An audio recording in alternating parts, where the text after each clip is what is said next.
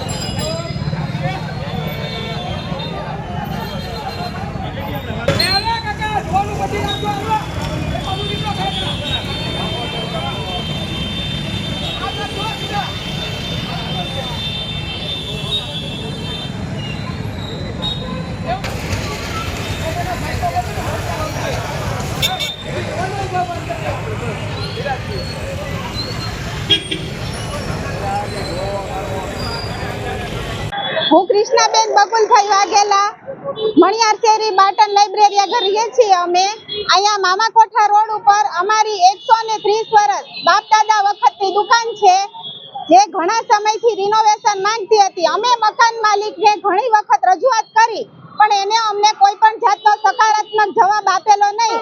હજી 3 મહિના પહેલા પણ અમે મારા જેઠ સાથે કિશોરભાઈ મોહનભાઈ વાઘેલાને લઈ અને એની પાસે રિપેરિંગની રજૂઆત લેવા ગયા હતા, તો એણે અમને કહી દીધું કે અમારી પાસે રૂપિયા નથી। અમને ત્યાં સુધી કીધું સગવડ નથી એટલે અમારે રિપેરિંગ કરાવવું નથી। અમે એને કીધું કે તમે તમારો ભાગ કરાવો, અમે અમારો ભાગ કરાવી લઈએ, તો એણે અમને કોઈ પણ જાતનો રિસ્પોન્સ